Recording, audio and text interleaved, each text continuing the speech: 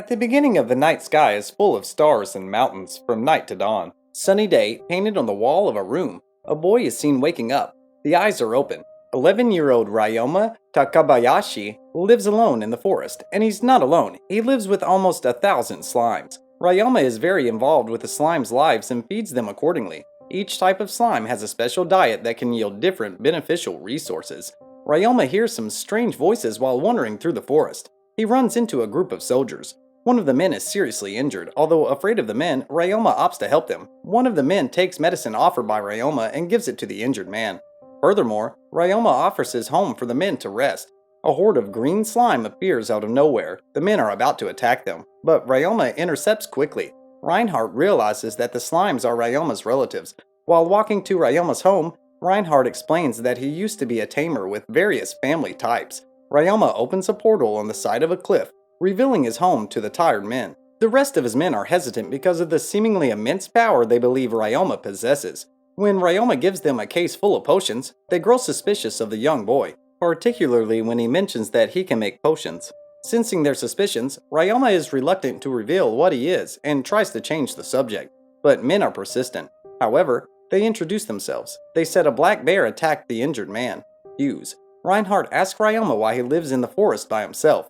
Ryoma tells the men that his grandparents taught him magic and that they were adventurers who died 3 years ago. The men seem to comprehend Ryoma's dilemma. Camille gives Ryoma a crystal ball for the latter to touch and reveal Ryoma's top 4 skill levels and see if he's a criminal. The crystal ball turned blue, indicating that Ryoma was not a criminal. Hughes quickly recovers from his injuries and offers his gratitude to Ryoma. The men said their goodbyes to the kid and headed home. Ryoma feels guilty for lying to them. He made up the whole story of his grandparents passing away. He was the person who died 3 years ago. 3 years ago, Ryoma was a tortured middle-aged Japanese office worker. It seems that Ryoma worked himself to death and drank tea with 3 gods. He appears to be calm about his death, so one of the gods wonders if he achieved enlightenment before he died. Gain explains that they will send Ryoma to another world in the body of an 8-year-old boy. With a manual from the deities, Ryoma learned about this new world filled with magic and magical creatures. With a slimy friend by his side, Ryoma decides to make the forest of Ghana his new home.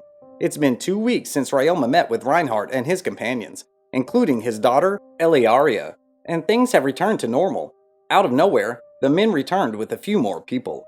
Reinhardt and his men have returned, but they are not alone. Several men and women introduce themselves, including Reinhardt's father, wife, and daughter, Reinbach Jamil, Elise Jamil, and Eliaria Jamil, respectively.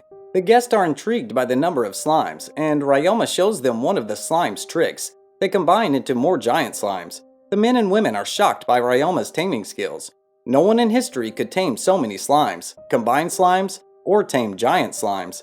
Amazed by Ryoma's skills, Lady Elise suggests the young boy joins the Tamers Guild. After the introductions, Reinhardt presents Ryoma with a Belova watch as a token for helping Hughes and for hospitality, which he accepts.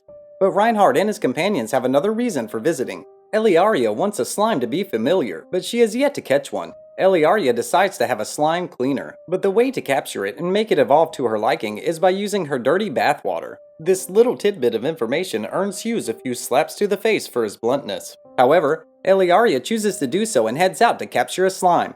And she did. Elise asks Ryoma if he intends to live alone in the forest, which the latter has yet to decide. Reinbach asks if Ryoma wants to join him and his family on their trip to Gamol. That night, Ryoma stuffed every possession in his small cave house into his item box. Ryoma, the Jamil family, and their companions set out for Gamol. Along the way, Ryoma explains his skills and abilities to them. On a dark and rainy day, the roads have become rather dangerous. A landslide blocked their path, and a detour would extend their journey by 3 days. On the other hand, if they stay longer in the same place, they could wind up as targets for thieves to attack. They have no other choice but to use magic to unblock the blockage. Ryoma decides to help with Rain Block and protects the men from the heavy downpour. Furthermore, he showed them the ability to clear the road. 3 days later, they arrived in Gamol. It can be seen at the beginning that the travelers have arrived in Gamol, and it's Ryoma's first time visiting a town. The Jamil household has traveled to Gamol to assess the mines, seeing that they have yielded less than they used to. Ryoma and Reinhardt's family go to church to gather a status board for the former. During the baptism, a way to get a status board, Ryoma's conscience gets transported to the realm of the deities. They are happy to see the boy. Ryoma learns that a human who crossed over to the magical world in the past was the ancestor of the Jamil family. Her name is Shiho Jamil. Eliaria also has another ancestor from the earth from her mother's side, and she inherited her strong magic. But not only that, but they also told them that other gods had noticed the young man's talents: the god of war, the god of magic, and the god of craft and artisans. After Ryoma receives his status board, Reinbach Jamil advises the young boy to keep his strength hidden and join a guild to avoid negative attention. Eliaria is impressed by Ryoma's magic ability to the point that she asked the young boy to teach her a few things. After leaving the church, they went to Tamer's guild. Lady Eliaria and Ryoma registered as Tamers. Because Ryoma is a slime master, and slimes are at the bottom of the food chain, Ryoma is ranked very low. Reinbach comes up with a solution to join the Adventurer Guild so they can raise Ryoma's rank. The instructor and guild master, Wergen, instructs Ryoma on what he has to do to join the guild. Wergen and the Jamil household were impressed by the young boy's skills. As a result, Ryoma passed the test and is now a member of the Adventurers Guild, as rank G, the lowest rank. Ryoma goes out to find a job. The young man finds an assignment to clean a house. The assigner is a female cat beastman named Mia, who desperately needs someone to clean her house. It can be seen that Ryoma finds out that Mia's house is overflowing with trash from a nearby dump. The garbage kept pouring in faster than anyone could clean it until it got to the point where no one wanted to do the job. Ryoma uses his scavenging slimes to get rid of the trash first. Then, he used his mist-wash skills and cleaning slimes to clean Mia's basement. Next, Ryoma uses the create blocks to patch up the hole in the garbage disposal plant. Ryoma and his slimes completed the assignment in just a few hours. Mia can't contain her happiness and raises Ryoma's reward payment.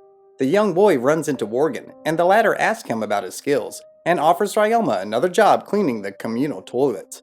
The government issued the job but refused to pay anyone to clean it since Gamul's resources ran low. But not only that, the government officials want to avoid paying the cleaners a fair wage. So, cleaning the common has become a mission for the Adventurer Guild. Later that day, Ryoma informs Reinhardt and the rest of the Jamil family about the city's situation. Reinhardt, after hearing this, concludes that the officials have embezzled the town's funds. The next day, Ryoma and his slimes head out to clean the dirty communal toilets. The slimes run in first and get rid of all the dirt, and with some magic, the first toilet is clean. Ryoma makes a harrowing discovery that the toilets had built up countless miasma. The young boy wastes no time, rushes to the Adventurers Guild, and informs the Jamil family and Worgen about his discovery. Eliaria Jamil and Elise Jamil are worried about that Ryoma has become sick from the miasma, but the young boy is doing well. He appreciates the concern that these two women show toward him. Ryoma announces he wants to continue the job to eliminate the miasma and cut off the source. However, they are concerned about Ryoma's safety. To convince them to let him do the task, Ryoma shows them his status board, which shows Ryoma's resistance and other skills that make it harder for him to die.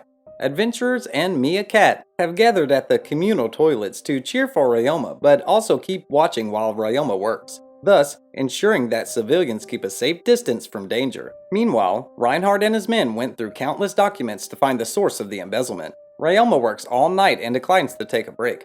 The young boy starts reminiscing about the days he used to work until sunrise and how his mother would always stay up to greet Ryoma the moment he walked in. But one day, she passed, presumably because she was tired of staying up so late. Ryoma walks into the Reinhardt residence and is shocked that each member of the Jamil household is waiting for him. The moment brings nostalgia and sends the boy to tears. Eliaria and the other women in the Jamil household are preparing breakfast. There is an ulterior motive for Eliaria to make breakfast for Ryoma. She wants him to help her with her magical abilities. This prompts the other household member to help Ryoma with his attacking skills. Sebas, Camille, and Elise join the children in their training. The initial training is elemental magic. They are amazed by Ryoma's skills. With a few tips from the young boy, Eliaria improves her magical skills. Next, Camille teaches Ryoma several elemental attack magic spells, which the young boy picks up quickly. Later, Ryoma picks up a few dimensional magical skill from Jamil's butler, Sebas. The next day, Ryoma and the rest of the Jamil household went to the abandoned North Gimel mine. The goal is to train Lady Eliaria in monster fighting skills, as it is a noble's duty. Eliaria, Ryoma, and the rest of Jamil's guards head toward the mine. A few monsters show up, but it's nothing that the children can't handle. Going deeper into the mine shaft, Eliaria spots and captures a metal slime. She gives the slime to Ryoma as a thank you for teaching her about magic. The mines have yielded little because the monsters have taken over the mine shafts. As a result, the Jamils will issue a quest through the Adventurer Guild. Ryoma creates a spell to generate metal for his metal slime to eat. His alchemy spell catches the Jamil household's attention, and once again, they're amazed by the young boy's skills. The travelers head back into town where Reinback takes Ryoma to a shop called Morgan Trading Company. There, Ryoma shows off his alchemy and cloth skills to Serge Morgan, who sees the real potential for the town of Gimmel. However, Ryoma doesn't want to share his secret because he suspects others will profit. However, Reinhardt convinces the young guy that he can trust Serge Merge, so they strike a deal. The next day at the Adventurers Guild, Morgan announces that those involved in the communal toilet embezzlement scheme have been arrested. The adventurers are happy that the problem was solved, but now they have a new mission. They have to get rid of the monsters that roam the mine shafts. Ryoma prepares his slime for the upcoming mission in the mines. His new metal slime is resistant, except for the acid. The adventurers pick up Ryoma so they can all go to the mines. Eliaria wishes him luck. Outside the mine, Worgen gives the adventurer a brief lesson about the monsters they might encounter inside the shafts. While inside, Ryoma tells his fellow adventurer about his many slimes and different skills, but also in his time in the forest of Ghana. Although some were injured, they provided valuable information regarding the goblin's status and how it could disrupt the town's citizens' lives. Consequently, all the adventurers must join in on this single attack plan to eliminate the goblins. While the adventurers are managing to defeat them, many are injured. Fortunately, Ryoma and his slimes, which have multiplied, come to the rescue and eliminate all the monsters. Thinking they've won the war, the adventurer begins to relax. A harrowing battle cry stops them. A giant goblin, the leader, comes into the light and is not alone. There are many hobgoblins with him. Ryoma and his slimes jumped into action and got rid of them. The problem of the monster was more extensive than expected, so everyone will get a raise in payment for their efforts. On the way back to town, the adventurers have many questions about the slimes, and Ryoma happily answers all of them. While saying their farewells, Mia Cat suggests that Ryoma would make a fortune running a laundry service with his slimes, therefore inspiring the young boy with a few ideas. And so, he decides to separate from the Jamil family and support himself. Ryoma decides to strike out on his own because he's afraid if he lets others take care of him, he'll become a terrible person. However, he is still grateful for all their support but wants to make it independently. Although sad, they understand Ryoma's desire to grow. The young boy promises to keep in touch with them. Though happy, Eliaria is also crushed and forces Ryoma to visit any chance they get. At the Merchant Guild, Ryoma, Eliaria, and Serge Morgan meet up with Glycella, the guild master of the Merchant Guild. Ryoma, Eliaria, and Serge Morgan arrive at a ruined, abandoned building, presumably Ryoma's new laundry service. While Serge Morgan has his reservations, Ryoma sees the potential. With the help of his slimes, Reinhardt's men, and a few adventurers, Ryoma's new laundry service, the Bamboo Forest Laundry Service, is open for business. But before the official opening, Ryoma wants to invite everybody to come and take a look. While walking through town, Ryoma spotted the church and stopped by. There, he has a one-on-one conversation with Kufo, the rest of the gods visiting Earth.